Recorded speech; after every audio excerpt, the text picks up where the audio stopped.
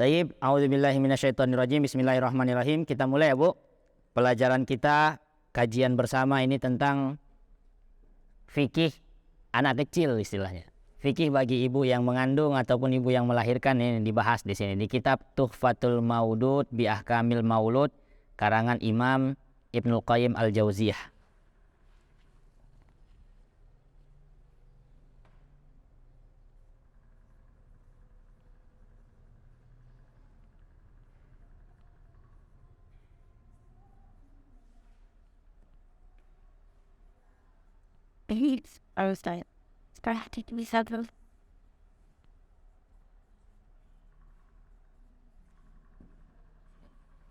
Tuhfatul Maudud bi Ahkamil Maulud. Dan sekarang kita masuk di bab keempat.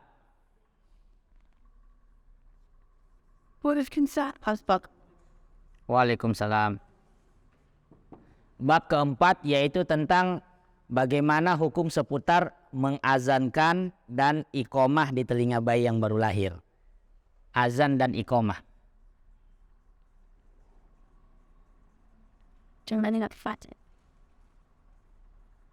Pada bayi.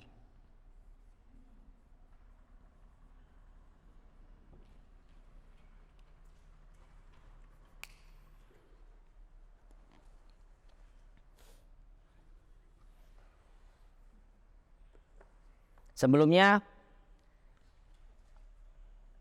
ibu-ibu anaknya ketika lahir sudah diazankan, langsung diazankan atau tidak? Langsung diazankan, langsung diiqomahkan juga. Siapa yang azankan? Bapaknya. Alhamdulillah kalau masih bapaknya ini. Meninggal. Oh ya. Kalau cuma tidak ada di tempat masih bisa ditoleransi. Tapi kalau misalnya bapaknya tidak tahu azan, ini yang bahaya. Iya, nyata itu dan bisa terjadi. Sudah khawatir bagaimana cara, saya tidak tahu azan. Karena sebelum anaknya lahir, bapaknya jarang ke masjid.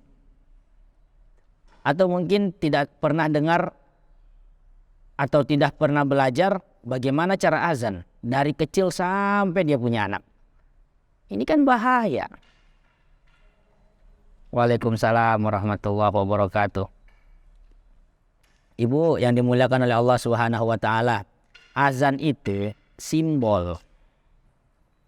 Azan yang dilakukan seorang ayah kepada anaknya yang baru lahir itu simbol.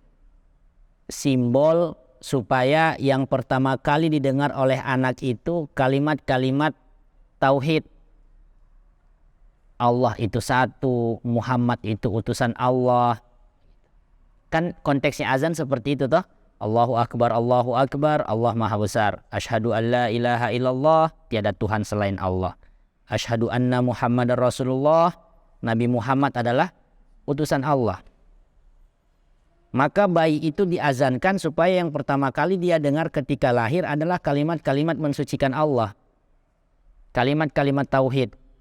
Karena bayi itu ketika baru lahir, itu setan sudah menunggu-nunggu. Wah, ada lagi orang kita sesatkan ini. Ada lagi ini yang bisa kita tipu daya. Begitu setan.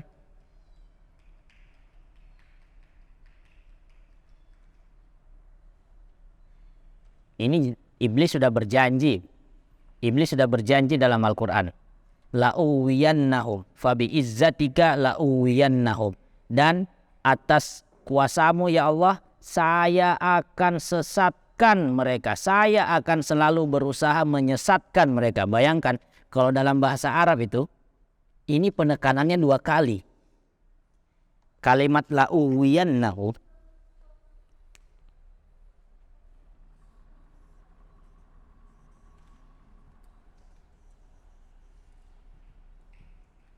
La'uwiyannahum.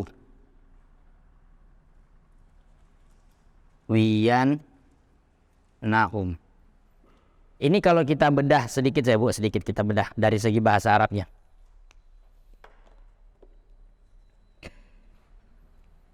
Asal kalimatnya ini hanyalah kata-kata aghwayuwi. artinya menyesatkan, memalingkan, menyesatkan. Ini kata-katanya cuma ini, aghwa. Terus ini lam apa? Lam ini tambahan. Huruf lam di sini tambahan, fungsinya sebagai sumpah. Atau bisa juga sebagai yang namanya penekanan, takkid. Nun ini terus fungsinya apa? Kan aghwa yughwi itu, aghwa di sini lam, la uwiyannahum, ini ya, ini berubah jadi ya, di sini ada nun. Nun bertasdid. Betul? Ada nun bertasdid kan? Coba nanti dicek di Al-Qur'an. Ada nun bertasdid. Nun ini apa? Nun ini penekanan juga.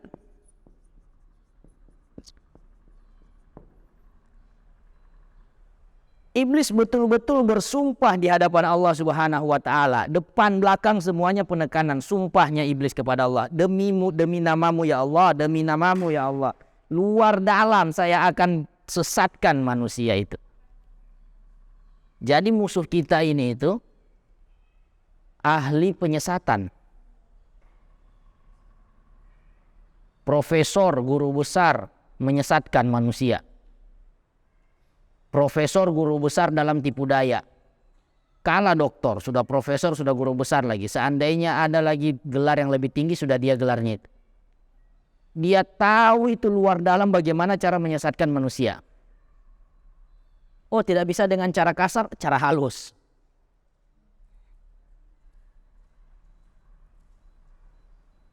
Maka ketika ada anak bayi baru lahir, wah, tentara-tentaranya iblis itu langsung, para setan langsung menunggu. Ada lagi yang bisa kita sesatkan ini. Ada lagi yang bisa kita carikan teman untuk sama-sama masuk ke neraka. Wal-iyazubillah.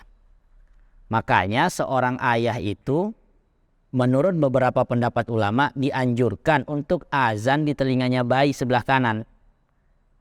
Kemudian qomat di telinga bayi sebelah kiri. Sebagai simbol bahwa anak tersebut yang pertama kali dia dengar haruslah kalimat tauhid. Dan juga fungsi yang lain untuk mengusir setan dari anak itu supaya jangan diganggu setan. Karena kan dalam hadis yang lain, hadis yang sahih, Rasulullah menyampaikan bahwa ketika orang mengumandangkan azan, setan itu lari. Lari sambil apa ibu? Ibu tahu larinya sambil bagaimana? Mohon maaf. Lari sambil terkentut-kentut. Supaya dia tidak dengar itu azan. Karena setan panas telinganya kalau dengar azan. Aduh, azan lagi. Makanya dia lari. Tapi selesai azan dia datang lagi. Selesai azan dia datang lagi. Dengar iqomah, dia lari lagi. Makanya kan setan habis dengar azan datang lagi ganggu manusia yang ada di masjid. Jadi orang seharusnya nunggu iqomah itu zikir, istighfar atau sholat sunnah. Ini cerita, main HP. Karena setan memang datang lagi. Secara tidak kasat mata oleh kita, setan datang lagi mengganggu, melalaikan kita. Ada yang main HP, ada yang ngerokok dulu lah. Jebul. Tunggu nanti khotib turun dari khutbah Jumat baru masuk. Gitu.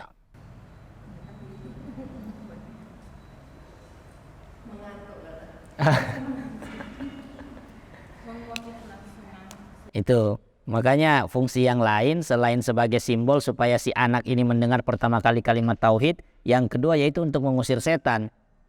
Tapi setelah selesai azan setan akan datang lagi mengganggu. Makanya di sini kita harus paham bahwa tugas ayah bukan cuma sampai di azan tok. Ketika seorang ayah sudah mendapatkan karunia bayi, anak dari Allah Subhanahu wa taala. Waalaikumsalam warahmatullahi. Mari Ibu. Nggak ada apa-apa Bu, jauh dari Petobo. Oh pantas. So mau dibikinkan jalan tol Petobo Malaya kalau begini nih Bu.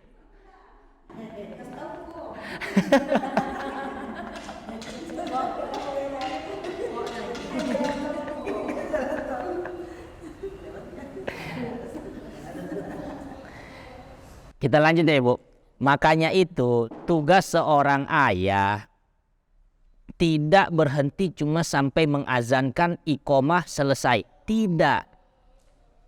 Tetapi mulai dari seorang anak sudah lahir, tugas ayah adalah membimbing, mendidik, menanamkan akhlak-akhlak yang baik kepada anak dan istrinya. Bagaimana supaya anak tersebut bisa nanti menjadi generasi yang kokoh. Mulai dari yang namanya apa? Carikan makanan untuk anak istrinya dari sumber yang halal. Kita sudah bahas bahwa sumber harta yang halal itu akan mempengaruhi kualitas ibadah seseorang. Anak yang sering diberi makan berasal dari sumber yang halal itu lebih mudah dengar orang tuanya kalau dikasih tahu. Disuruh sholat gampang. Tapi kalau selalu dikasih makan anak dan istri itu dari uang haram, uang syubhat, uang yang tidak jelas arahnya dari mana. Yang jadinya apa? Anak suka bantah.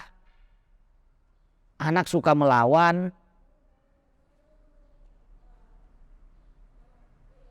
Kita harus sadari hal-hal yang tidak terlihat seperti itu. Semua ini berhubungan nih. Daging ayam yang dibelikan, beras yang dibelikan, ikan, tempe yang dibelikan itu lewat harta yang haram, itu akan masuk ke dalam makanan kita lewat mulut, menjadi makanan masuk lewat mulut, dan itu nanti akan menjadi darah daging. Maka kalau diri kita itu terasa rasanya, aduh mulai malas-malas ibadah lagi ini, biasa jaga sholat tahajud, biasa jaga sholat duha, biasa jaga puasa, biasa jaga zikir pagi, petang, dirasa-rasa ada datang hari itu malas. Perhatikan dua hal, makanan yang kita makan atau dosa yang kita lakukan hari itu apa? Waalaikumsalam, mari Bu. Perhatikan dua hal itu. Aduh jangan-jangan tadi saya ini habis makan sesuatu yang tidak betul. Atau mungkin jangan-jangan saya sudah habis buat kesalahan tapi saya tidak sadari. Maka bagaimana supaya minta perlindungan kepada Allah? Dua juga caranya. Baca Quran, zikir. Satu lagi, tiga. Sholat, baca Quran, zikir. Istighfar zikirnya. Kita sholat 2 rakaat minta ampun, baca Quran, kemudian banyak-banyak istighfar. Supaya bisa kembali semangat.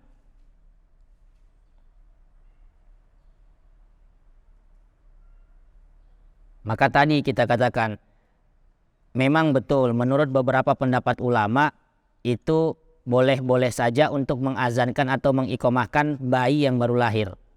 Tapi juga kita harus paham bahwa tugas seorang ayah tidak berhenti dari sekedar azan dan iqomah. Tetapi semenjak saat itu dia memiliki tanggung jawab yang lebih besar dan juga tanggung jawab di hadapan Allah Subhanahu wa taala bagaimana mengarahkan, mendidik anak dan istrinya supaya bisa tetap berada di jalan yang benar.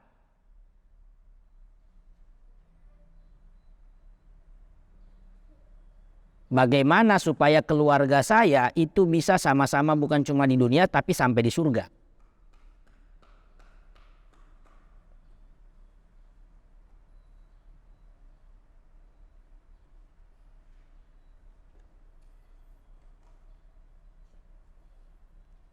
Tapi Ibu, ada satu hal yang harus kita ketahui. Perkara azan dan iqomah, memberikan azan dan juga qomat di telinga bayi, itu ada beberapa ulama yang tidak membolehkan. Dengan alasan bahwa hadis-hadis yang menjelaskan azan dan iqomah itu hadisnya tidak kuat. Terus bagaimana posisi kita, apa yang harus kita lakukan? Kalau nanti kita dapat saudara, keluarga yang tidak azan atau iqomah atau baca qomat di telinga anaknya yang baru lahir, ya sudah, kalau kita sudah kasih tahu dia tidak mau lakukan, tidak usah dijauhi. Perkara fikih itu luas. Jangan dibilang, mana ini gara-gara kenapa anak ngate kasih azan, ngate kasih iqomah sekarang menangis terus. Sekarang ini begini-begini terus, susah dikasih tahu. Padahal bukan perkara itu sebenarnya.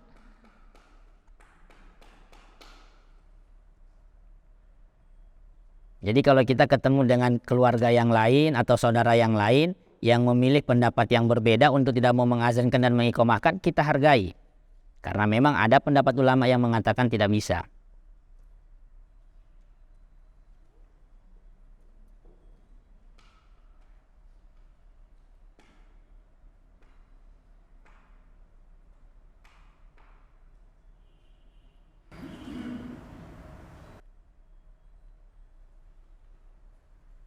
Bapak Ibu yang dimuliakan oleh Allah Subhanahu wa taala. Kemudian salah satu alasan ulama-ulama yang membolehkan azan dan iqamah di telinga bayi itu karena sebagaimana bayi atau manusia itu ketika akan meninggalkan dunia ini, mereka dituntun dengan kalimat talqin. La ilaha illallah, la ilaha illallah, la ilaha illallah. Maka sepantasnya ketika mereka baru lahir dikenalkan dengan kalimat la ilaha illallah itu. Itu semua kan ada kandungannya di dalam azan. Kalimat-kalimat yang mengakui tiada Tuhan selain Allah, Nabi Muhammad utusan Allah. Soalnya hadisnya jelas sekali. Lakinu mautakum la ilaha illallah, riwayat Muslim. Kalau ada orang sudah sekarat, keluarga yang sudah sekarat, bisikkan terus di telinganya, la ilaha illallah, la ilaha illallah. Pelan-pelan, pelan-pelan. Jangan bilang, aduh capek sudah saya babisi terus, ini dia sekarat lama sekali, sudah putar sonjo. Jangan. Ini kesempatan terakhir kita dengan mereka. Maka jangan bosan-bosan, putar, sampaikan terus lewat telinga kanannya pelan-pelan, la ilaha illallah, la ilaha illallah. Karena kita tidak tahu bagaimana usaha orang yang sedang sekarat itu untuk bisa mengucapkan kalimat la ilaha illallah. Dalam kondisinya yang sudah sangat kesulitan seperti itu, untuk berbicara saya sudah kesulitan. Tapi kita harus yakin bahwa apa yang kita sampaikan ini dia dengar. Karena memang aslinya dia dengar, cuma dia tidak bisa sampaikan kalau saya itu kesulitan bicara.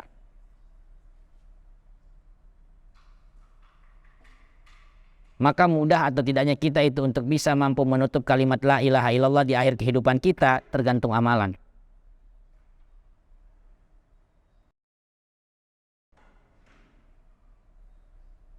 Kalau amalan kita itu insya Allah kita jaga terus selama masih sehat-sehat, ketika sakit Allah yang akan jaga kita supaya bisa beramal soleh, supaya bisa menutup kehidupan dengan kalimat la ilaha illallah. Karena pahalanya besar. Barang siapa yang meninggal dengan tetap mengucapkan kalimat la ilaha illallah, surga jaminannya. Surga. Jadi itu poin kedua, karena seseorang ketika meninggal itu dituntun dengan kalimat la ilaha illallah, sepantasnya ketika dia lahir dikenalkan juga dengan kalimat la ilaha illallah. Kan di azan itu begitu toh? Terakhirnya apa? La ilaha illallah. Betul toh?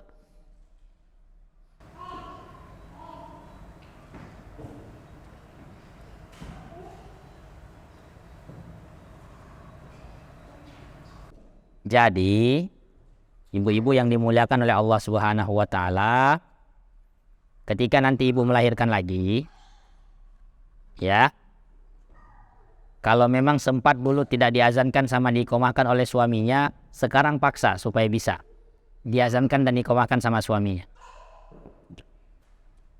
Kalau belum tahu, belajar. Allah kasih kita modal yang sangat besar, digunakan untuk belajar, mencari tahu agama ini seperti apa. Ibu kalau mau tahu seberapa besar modal yang Allah berikan sama kita, ibu tanya harga ginjal itu berapa. Ibu tanya harga mata itu berapa. Ibu tanya harga jantung itu berapa. Silakan ditanyakan.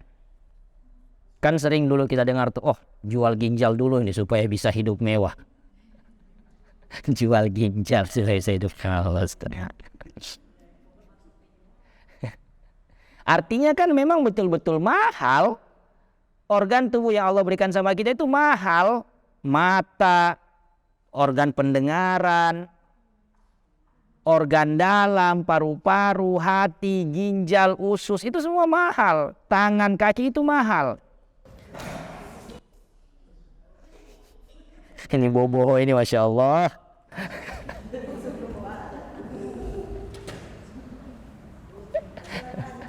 Insya Allah jadi anak soleh, nak. Insya Allah.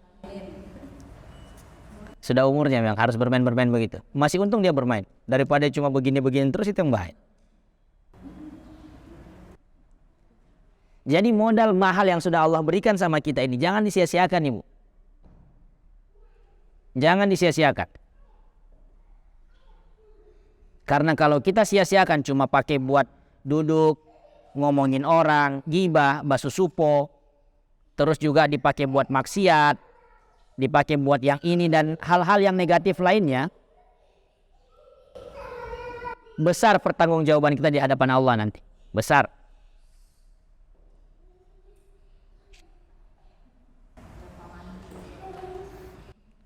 Besar. Dan kalau sudah mati itu kita tidak bisa minta kembali. Allah kasih saya kesempatan kembali, saya mau tembus kesalahan-kesalahan saya, tidak bisa. Tidak bisa.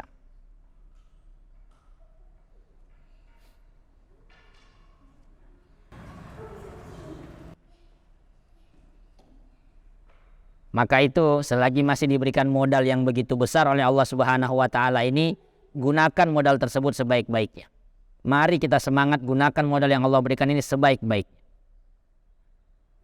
Mata dikasih pakai buat melihat yang baik-baik. Dikasih lidah, mulut untuk berbicara, berbicaralah yang baik-baik. Kalau saudara punya aib, tutup. Cukup berhenti di kita, jangan sampai orang lain tahu. Semoga Allah menutup aib-aib kita di hari kiamat. Kita ini manusia biasa, tidak ada yang lepas dari aib.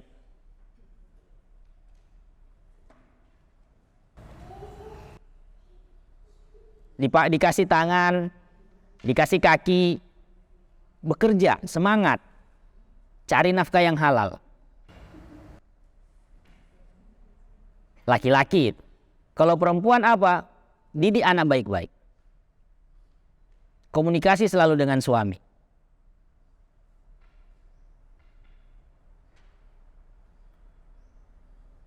Intinya bahwa anak itu anugerah. Anak itu anugerah. Maka jangan sia-siakan anugerah itu. Dengan modal yang ada, pakai untuk mendidik anak dengan sebaik-baiknya. Dimulai dari apa tadi? Kenalkan mereka dengan kalimat tauhid lewat azan dan iqamah. Kemudian setelah itu, belajar lagi supaya bisa membimbing anak dan istri menjadi lebih baik. Terus bagaimana kalau suami saya ini tidak masih belum banyak berubah? Berdoa banyak-banyak, Bu. Berdoa. Doa itu senjatanya orang mukmin. Berdoa bukan cuma sekedar berdoa, yakin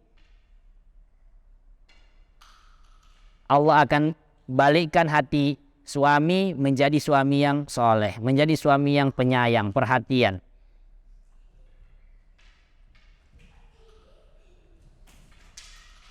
Tidak ada yang mustahil bagi Allah, Bu. Siti Maryam saja tidak punya suami tapi bisa melahirkan, punya anak. Nabi Ibrahim sudah tua.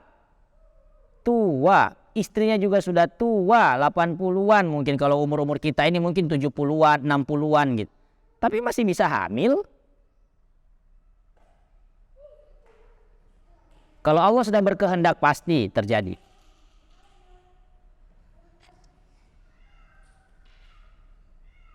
Tidak ada yang tidak. Maka harus yakin, Bu. Yakin.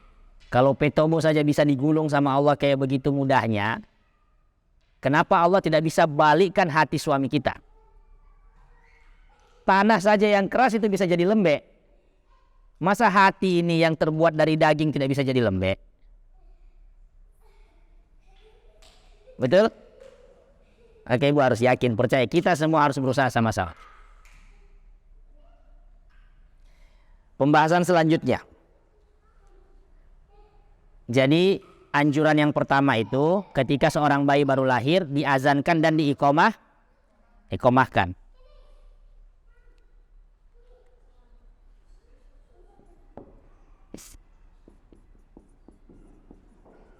Azannya di mana?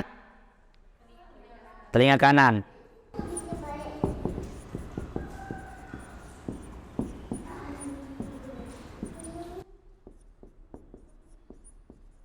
Iqomahnya di telinga kiri. Iya, ini sisa-sisa. Semalam ada yang baru, tapi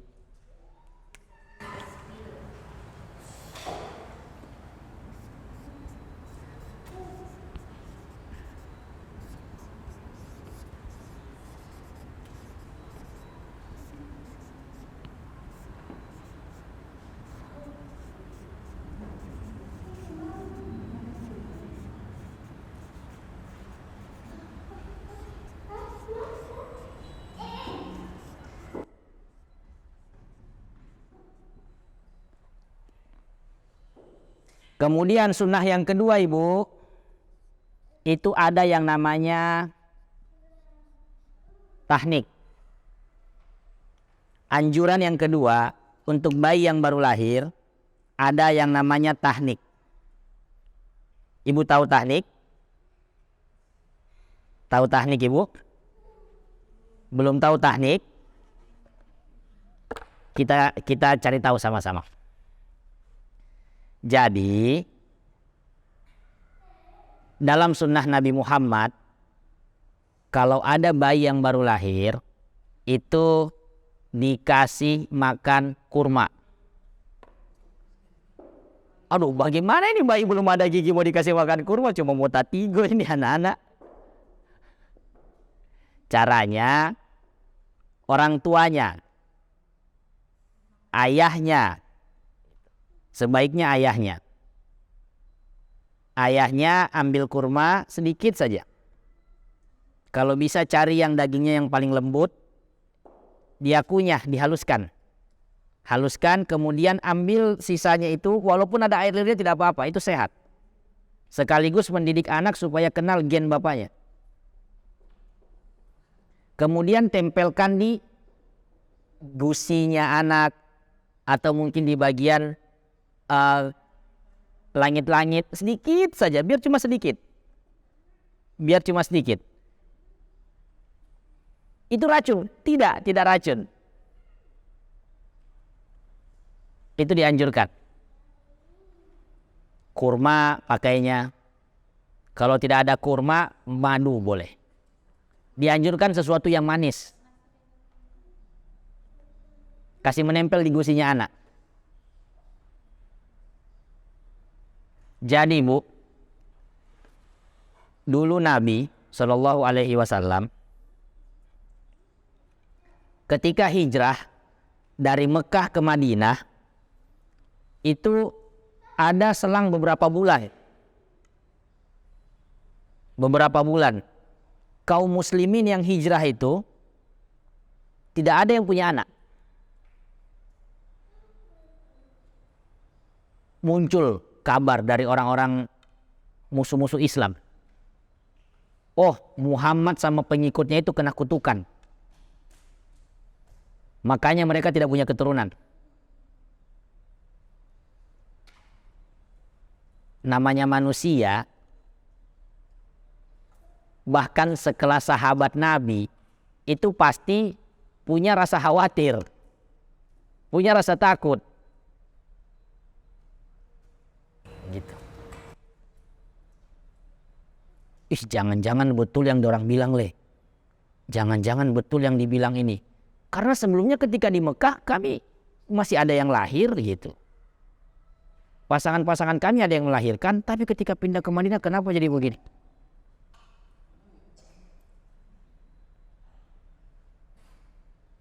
Sampai Allah lahirkan salah seorang anak yang pertama ini. Keponakannya Rasulullah langsung. Asma ini saudara kandungnya Aisyah, kakaknya Aisyah, istri Nabi. Melahirkan Abdullah bin Zaid dari suaminya Zaid.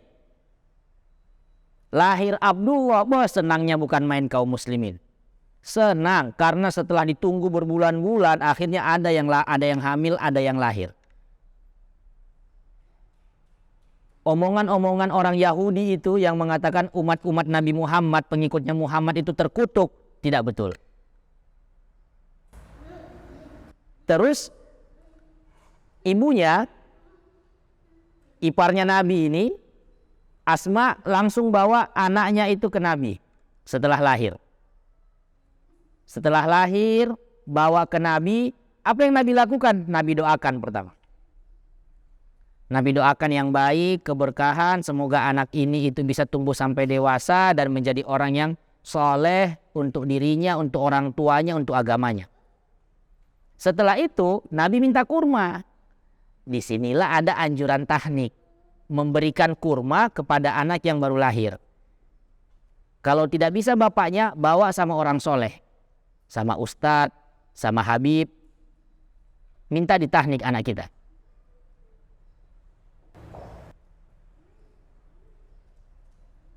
Kalau tidak ada kurma, pakai madu. Anjurannya yang manis. Kita kan di Indonesia ini tidak bisa setiap hari ada kurma. Tidak seperti di Arab kan kurma itu ada terus. Kalau memang kesulitan dapat kurma, cari madu. Kalau tidak ada madu, ya pakai gula minimal. Anjurannya yang manis. Itulah yang dilakukan Nabi. Terus bagaimana nanti kalau anak-anak mau tatigo, Ustaz? Tidak akan anak-anak itu tatigo selama itu kurma yang dikasih kurma halus sekali. Misalnya kalau masih kasar, ya toh, dikasih makan mungkin tatigo anak-anak. Tapi kan orang tua tidak mungkin setega itu. Sekarang kalau saya sampaikan seperti ini, ibu mau langsung lakukan atau tidak? Belum tentu. Belum tentu. Iya kan ada keponakan, ada siapa ya kan? Belum tentu. Bahkan orang yang sudah tahu hukumnya pun belum tentu mau langsung melaksanakan. Tapi saya coba ajak ibu untuk lihat dari segi medisnya. Ini catatan dibuat sama Dr.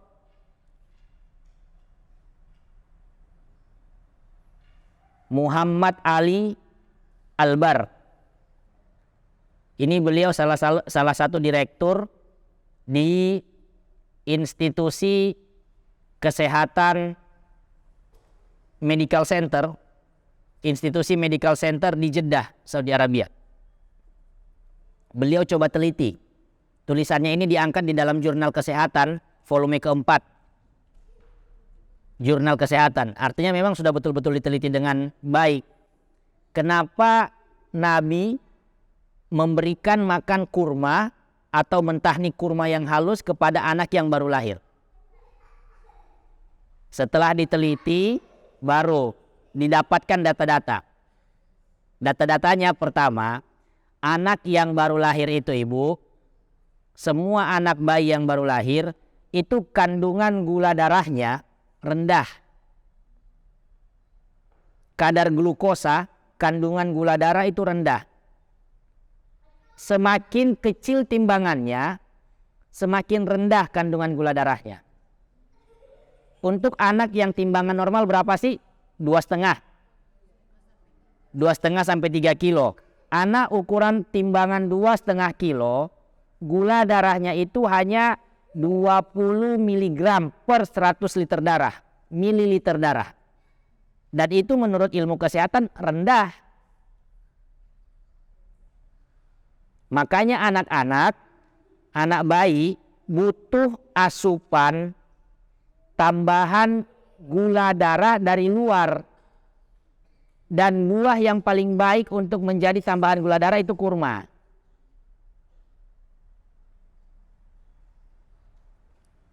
Saya pernah coba bu, bahkan sampai sekarang pun saya masih lakukan ketika kurma itu ada. Saya kalau sahur tuh tidak pernah makan nasi. Cukup kurma saja. Kalau ada kurma, kalau tidak ada kurma ya bikin nasi juga gitu. Tapi mulai saya kurangin, sudah lama, sudah beberapa tahun. Alhamdulillah kuat juga. Cuma makan kurma tok. Mungkin memang di awal-awal adaptasi itu, aduh, sebagaimana kalau semua siang langsung tinggal cari AC buat tunggu sampai asar. badiam di masjid. Tapi kalau sudah terbiasa ibu sahur dengan kurma saja itu sudah cukup, dan efeknya dengan nasi beda. Kalau kurma yang dipakai buat sahur, kita aktivitas itu badan tidak berat, tidak mengantuk habis subuh. Tapi kalau nasi beda. Kita ini orang Indonesia pemakan nasi, Bu. Bawaannya orang habis makan nasi itu, apalagi kalau makannya sudah berlebihan sampai kenyang, bawaannya ngantuk, malas gerak. Ditambah lagi puasa, tidak bisa ngapa-ngapain. Tidur dulu 1 jam 2 jam. Artinya ya toh, memang betul-betul kurma itu memiliki kandungan gula yang bagus untuk tubuh, sehingga tubuh mudah beraktivitas kalau diisi dengan kurma. Anak-anak pun harus dapat itu, anak-anak bayi.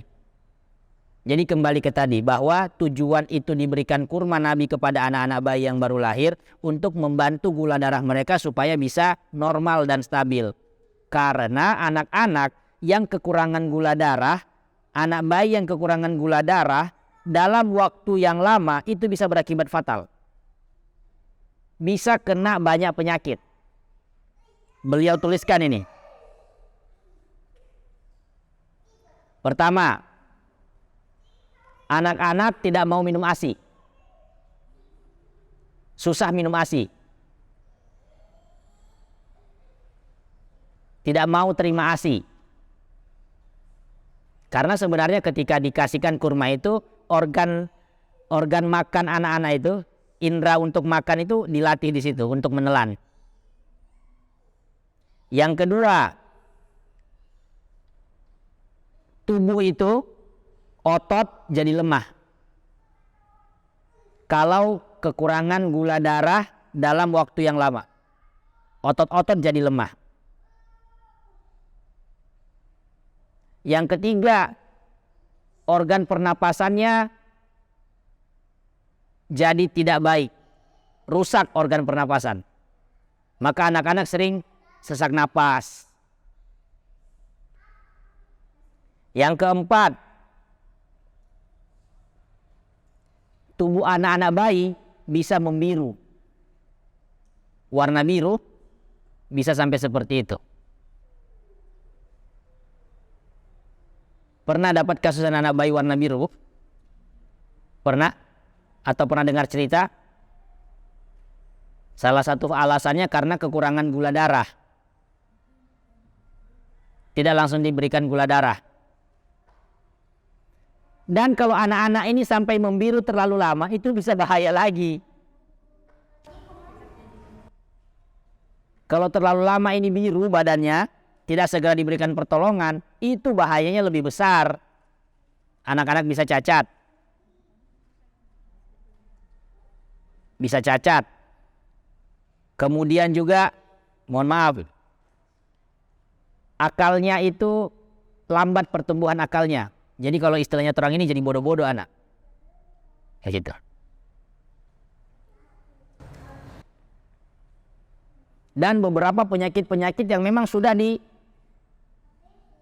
asalnya itu karena bayi yang tidak diberikan asupan gula darah yang secepat mungkin ketika dia baru lahir.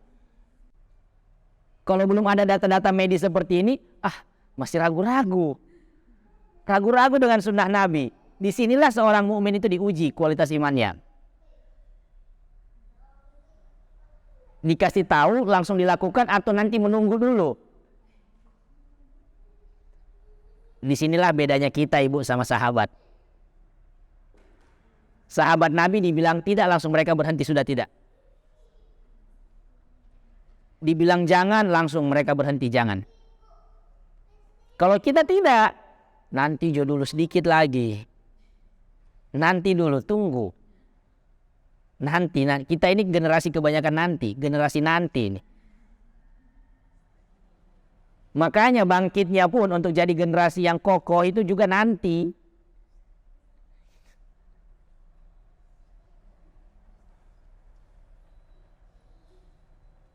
Jadi ini dua sunnah ini Bu, dua anjuran ini kita berikan kepada anak-anak kita yang baru lahir. Pertama azan dan iqomah, yang kedua tahnik. Tahnik itu apa? Memberi makan kurma.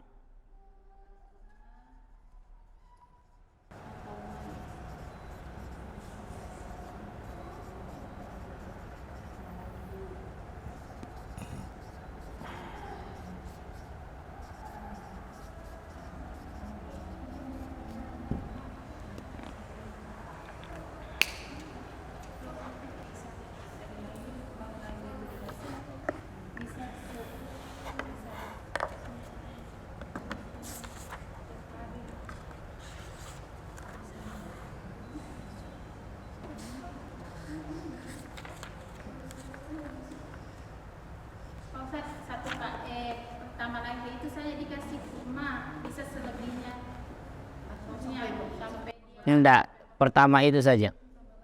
Ya, kalau bisa pertama lahir lebih baik gitu. Kalau mau menunggu beberapa hari, sebaiknya makanan pertama yang dikasihkan itu kurma sebelum air susu.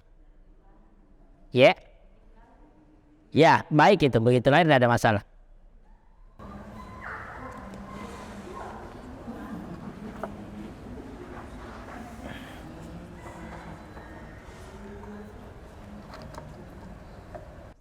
Ibu, jadi kalau misalnya nanti melahirkan lagi atau ada anaknya, cucunya mau lahir gitu, sampaikan ini kepada anak-anaknya.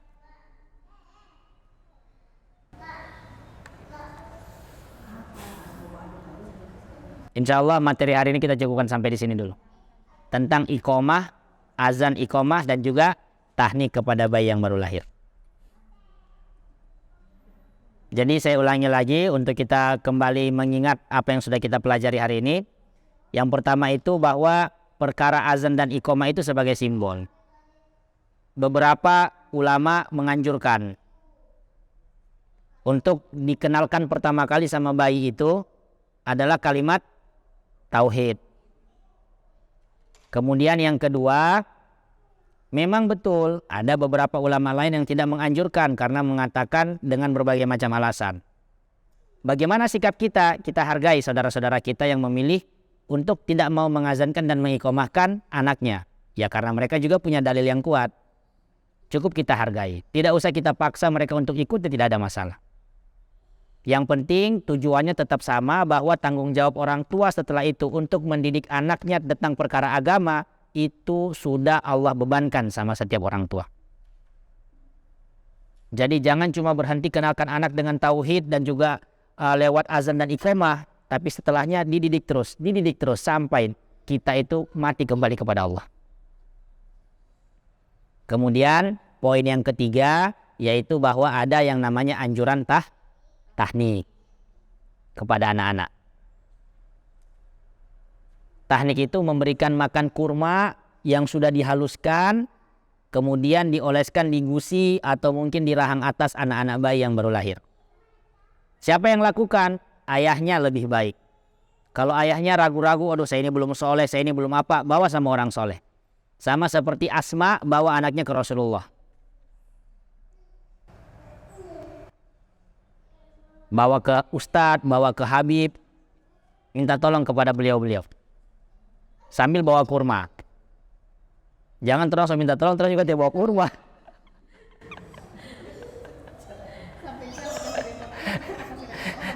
Sama tahu ada habib kurma dan boleh juga dibagi. Astagfirullahaladzim. Ya tahu diri lah kita sebagai orang yang mau minta tolong. Astagfirullahaladzim. Baik, kita tutup dengan bacaan alhamdulillah. Alhamdulillahirabbil alamin. Wallahu taala alam. Subhanakallahumma bihamdika asyhadu an la ilaha illa anta astaghfiruka wa atubu ilaik. Barakallahu fikum. Assalamualaikum warahmatullahi wabarakatuh.